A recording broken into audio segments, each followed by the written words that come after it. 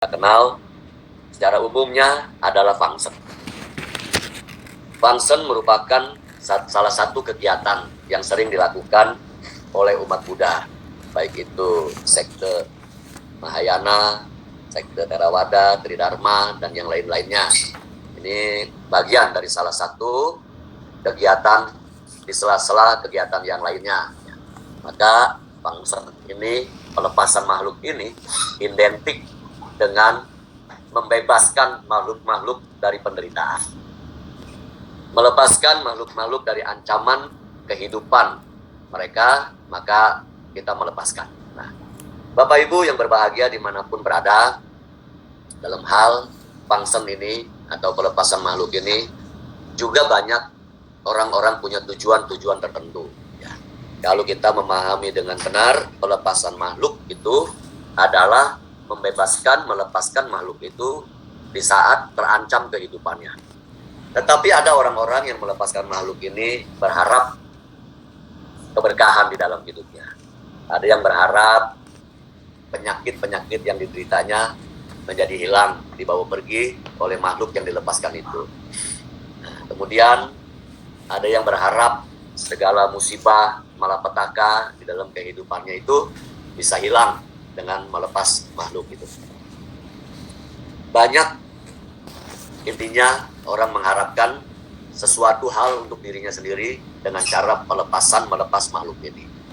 Nah, inilah ibu bapak yang berbahagia yang harus kita sikapi dengan bijaksana, yang harus kita sikapi secara benar dan seutuhnya. Kalau di Pancasila Buddhis itu, bait yang pertamanya adalah Panatipata, Weramani, Sikapadang, Samadhyami. Kita berupaya bertekad melatih diri untuk menghindari pembunuhan makhluk hidup. Maka semua makhluk mendapatkan kehidupan. Oleh karena itu mungkin ada sebagian orang berpikiran bahwa dengan function melepaskan makhluk hidup ini akan mendatangkan keberkahan-keberkahan bagi dirinya sendiri. Nah, oleh karena itu para sahabat Dharma yang berbahagia dimanapun berada, umat PPDS Wihara Buddha Dharma Sukha, hendaknya kita benar-benar menyikapi dengan baik, dengan arif, dan dengan bijaksana berkaitan dengan function ini. Ya. Ada orang yang sengaja memesan, membeli, baik itu burung, baik itu belut, baik itu lele, kura-kura, labi-labi, penyu, dan seterusnya. Ini sengaja dibeli untuk dilepaskan. Nah, sekarang kita perhatikan baik-baik, kita renungkan baik-baik. Kalau di antara makhluk-makhluk tadi yang saya sebutkan itu tertangkap dan untuk dilepaskan, di saat dia tertangkap kita tidak tahu bahwa makhluk itu memiliki atau mempunyai keluarga.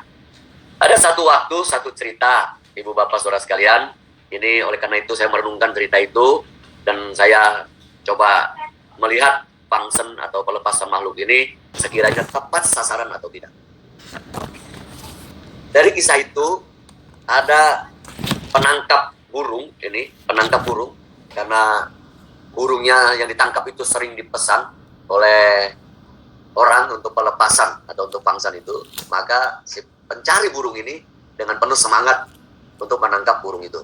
Ya, jadi dari cerita burung ini ternyata yang ditangkap itu Bapak Ibu, burung ini mempunyai keluarga.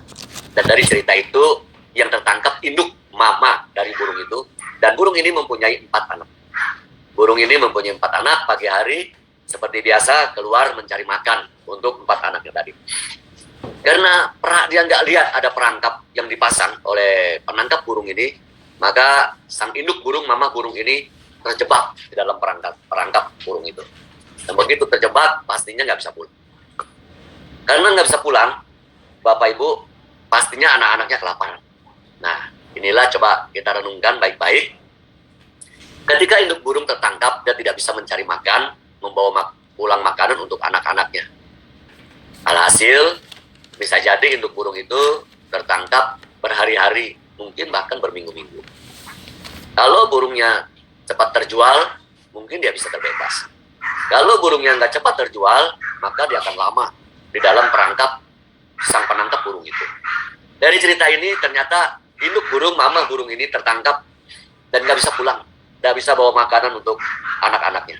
Dalam hitungan hari pertama, kedua, dan ketiga, pada akhirnya satu persatu dari anak burung itu mati.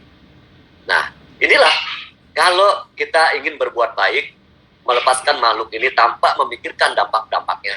Kalau dari cerita tadi, itu cukup menyeramkan ya, cukup bikin kita serem.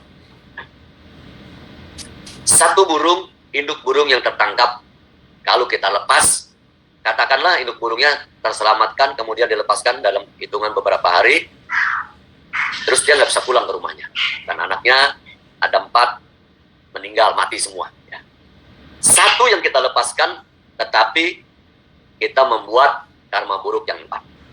Satu kita lepas, 4 yang meninggal, yang mati itu, kita membuat karma buruk. Nah, alih-alih berbuat baik, justru sebetulnya kita sedang melakukan satu perbuatan yang kurang baik.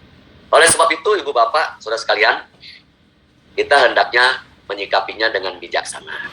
Nah, tapi Romo, kan disampaikan, function itu baik.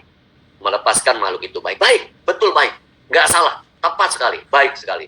Tetapi, coba kita cermati.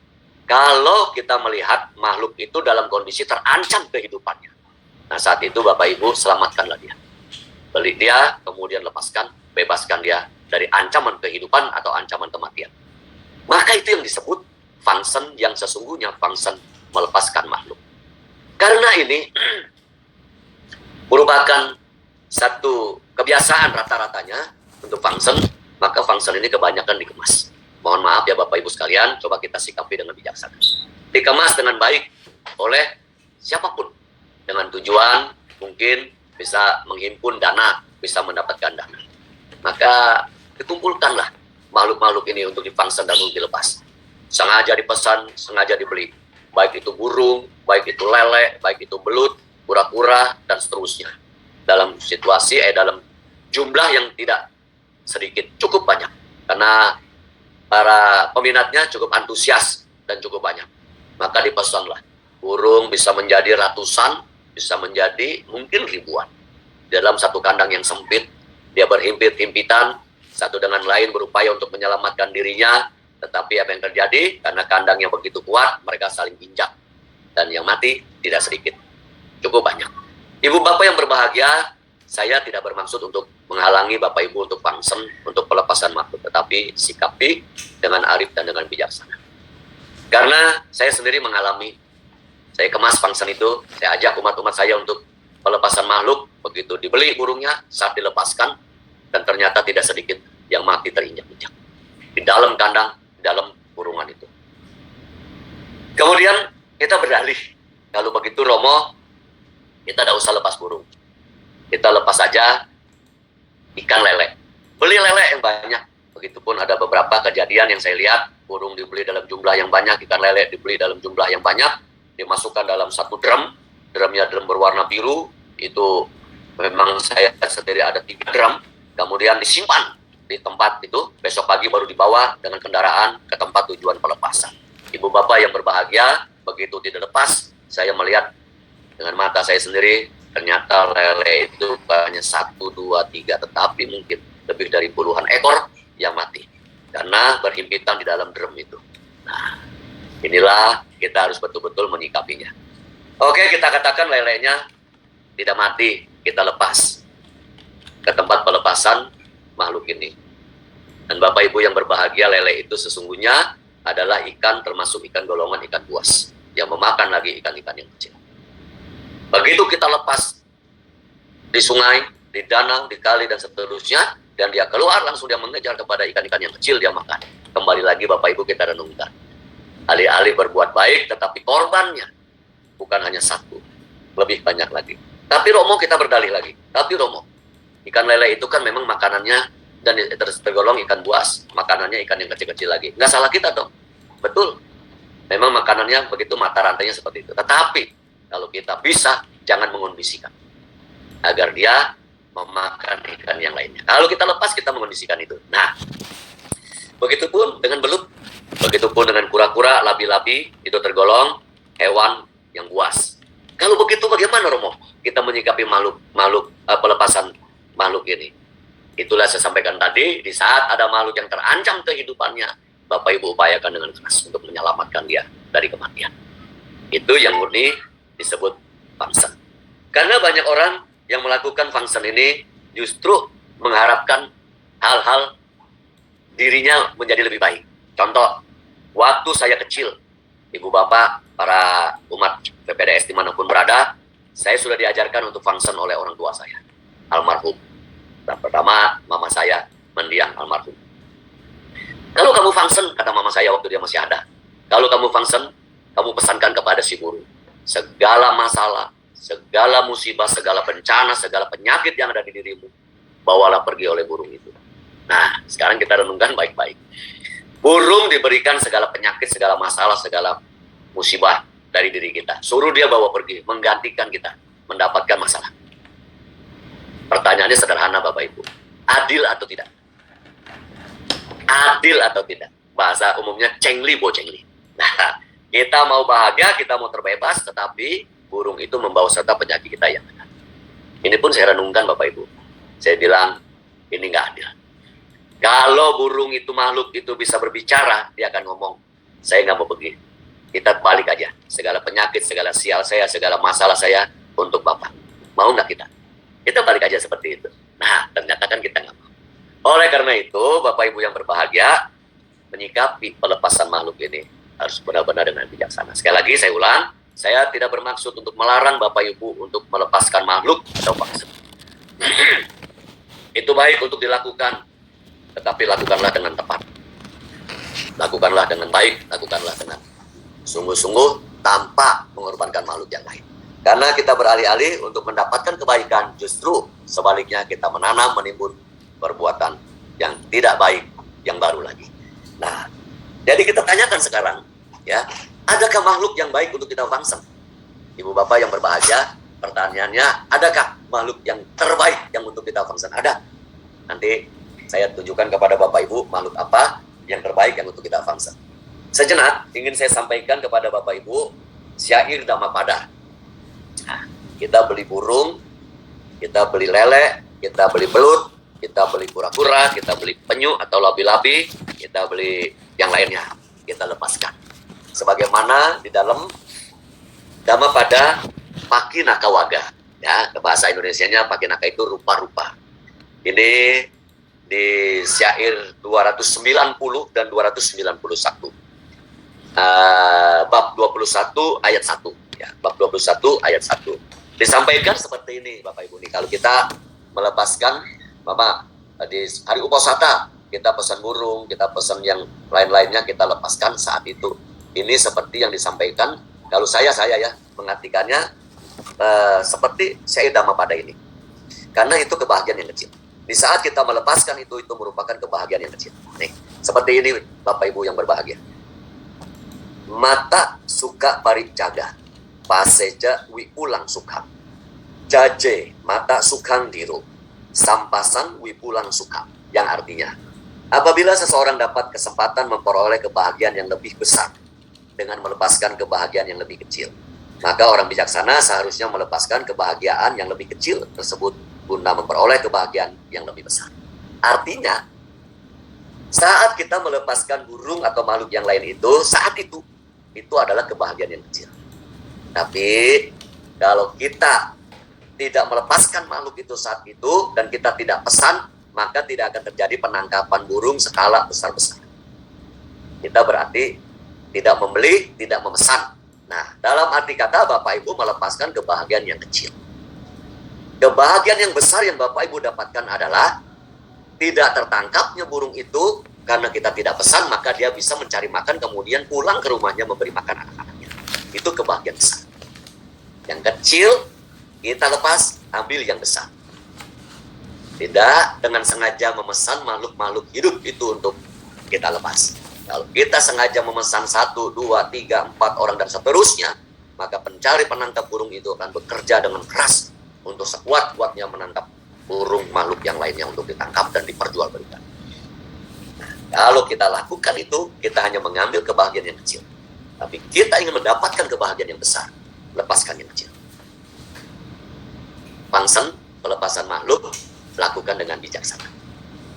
Syair yang kedua, para duka pada nena atano sukan icati werasan saga sang satu weraso na pari mucati, yang artinya barang siapa ingin memperoleh kebahagiaan dengan menyakiti atau menyiksa makhluk lain, ia tidak akan terbebas dari kebencian. Ia akan terjerat dalam jaring kebencian dari orang lain. Ini saya mau berbuat baik dengan melepas makhluk. Saya pesan, Pak, tolong pesankan, tolong bawakan saya nanti di Uposatha berikut tanggal sekian, 50 ekor burung. Bapak dengan senang hati penangkap burung itu menangkap. Kita sudah terjerat. Maka barang siapa yang ingin memperoleh kebahagiaan dengan menyakiti atau menyiksa makhluk lain, secara tidak langsung kita sudah menyiksa sebelum kita lepas. Sebab dia berhimpit-himpit di dalam kandang itu.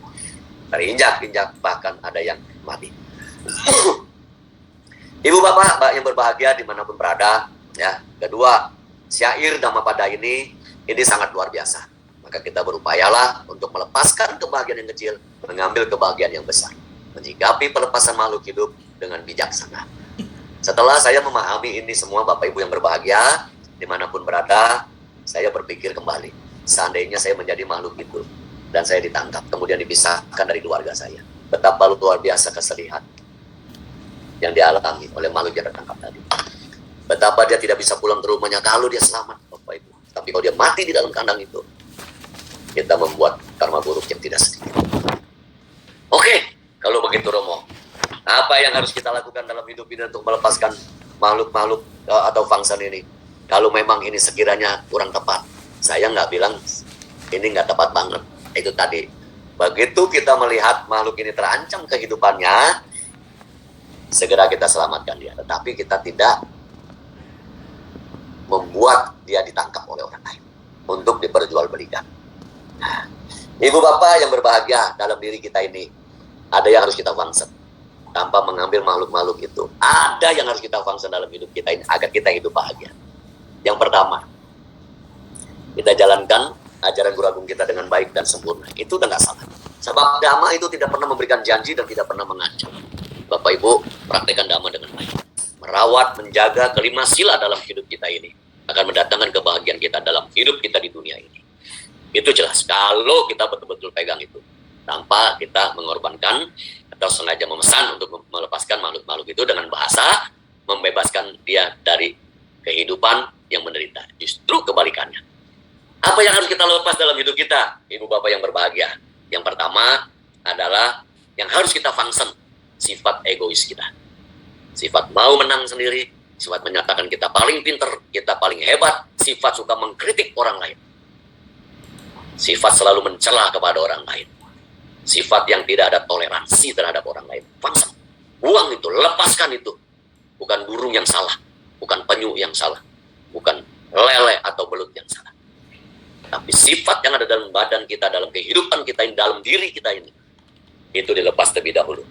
Kesombongan kita akan kehebatan kita, mendapat jabatan yang tinggi, menindas yang di bawah. Lepaskan itu, tinggalkan semuanya itu.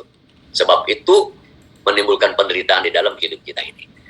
Kemudian, sifat yang merendahkan orang lain, sifat dendam, iri hati, menebar kebencian. Itu function Bapak Ibu. Jangan disimpan, jangan dipegang, jangan ada dalam kehidupan kita. Function itu. Kita nggak capek-capek toh untuk membeli hewan-hewan yang ditangkap tadi. Sedangkan yang ada di dalam diri kita itu, yang tidak baik itu, harus kita function. Kemudian, sifat yang gampang tersinggung. Bahasa orang bilang, suka ngambek. Diomongin sedikit ngambek, tersinggung, marah. Dalam grup WhatsApp, rame-rame, bercanda, dan seterusnya. Tersinggung dikit, delete, langsung keluar. Wah, saya udah nggak senang, nggak lama minta dimasukkan lagi. Nah, ini di function yang jelek-jelek itu di function. Ibu Bapak yang berbahagia, dalam Dhammapada tadi sudah jelas, ya. Kita nggak mau ambil kebahagiaan yang kecil, kita mau yang besar. Maka itu sikapilah itu semua dengan baik, dengan bijaksana. Ada lagi nggak, Romo, makhluk yang bisa di function dalam kehidupan yang terbaik? Ada, Ibu Bapak yang berbahagia. Selain tadi sifat-sifat yang ada di dalam diri kita yang harus di-function, harus dibuat. Ya, Sifat yang apatis, sifat yang tidak peduli terhadap orang lain, itu difangsen, itu dibuang. Karena kita hidup tidak bisa sendiri. Kita hidup membutuhkan bantuan dan pertolongan orang lain. Itulah sebabnya kita harus saling membantu terhadap sesama. Tanpa memandang apapun keyakinan agamanya, sukunya. Yang jelas, kita dapat membantu, kita bantu. Dapat memberi, kita beri. Apa dong kalau begitu, Romo? Dalam kehidupan kita ini, yang harus kita fungsi. Nah, dicatat ya, yang mau nyatet ya. Dan Bapak ini bagus sekali. Ternyata bukan burung, bukan lele. Itu Victoria, bukan burung, bukan lele, bukan belut, bukan penyu. Nah, sifat-sifat itu ada di dalam 12 sio yang ada. Setiap orang memiliki sio. Ada 12 sio dalam hidup kita ini, dan masing-masing hewan itu mempunyai sifat-sifatnya sendiri. Kita ambil contoh ya, sifat tikus. Nah, hidupnya agak sedikit jorok ya. Nah, ini ya yang punya sio tikus, bener nggak jorok hidupnya? Yang kebetulan sio tikus ya. Wah, enggak Romo, saya rapi Romo. Berarti itu tikus putih. Tikus yang kecil, tikus yang dipiara ya, dimandiin dan seterusnya. Tikus pada umumnya rata-ratanya jorok hidupnya, apalagi air seninya, air kencingnya ya, kotorannya juga begitu sangat bau, segala barang-barang, sampah-sampah di bawah. Itu sifat jorok. Tikus itu fungsen dalam hidup kita. Mandi sehari cuma 1 kali, joroknya ampun-ampun.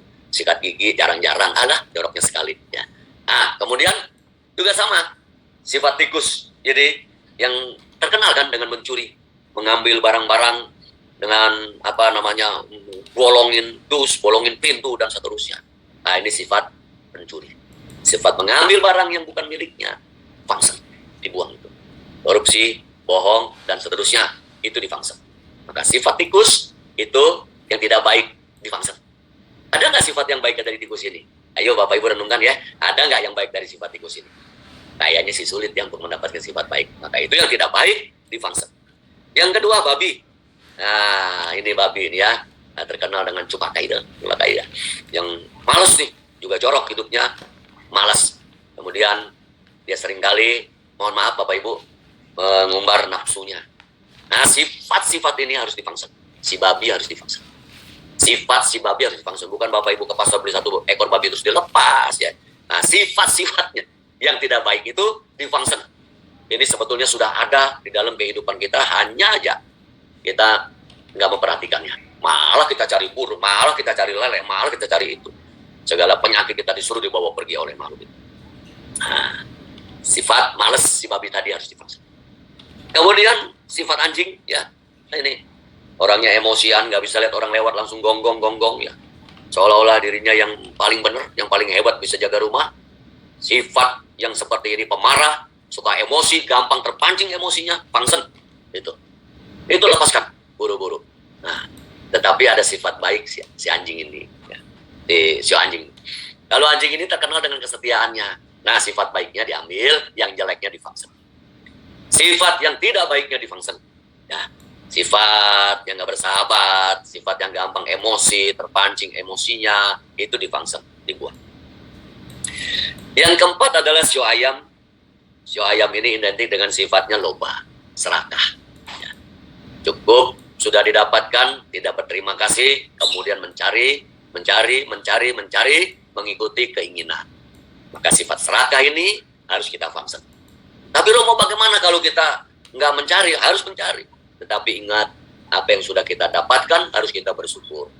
Nah, sifat ayam ini adalah loba, serakah.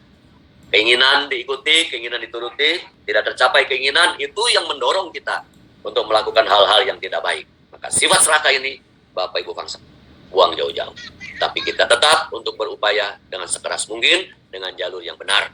Ikuti ajaran Guru Agung kita, jalan mulia berunsur 8, sudah tidak akan keliru lagi. Itu sifat ayam. Ya, ada sifat ayam yang baik. Apa sifat ayam yang baik? Nah, dia membangunkan orang tidur di pagi hari, berkokok, ya. Kemudian memberikan telur-telurnya. Sifat-sifat yang baik ini kita ambil, tetapi yang tidak baik kita fungsen, kita buang. Yang kelima, sio monyet. Nah, ini ya, sifatnya, pikirannya selalu berubah-ubah, Tidak pernah tetap, tidak terkendali, loncat sana, loncat sini, gampang beralih, gampang beralih. Oleh sebab itu banyak orang yang tingkat keberhasilannya sedikit karena tidak sabar, gampang beralih dengan pikiran yang loncat-loncat. Maka Sang Buddha Guru Agung kita menyampaikan, kendalikanlah diri kita. Pikiran adalah pelopor, oleh karena itu pikiran itu harus diarahkan kepada hal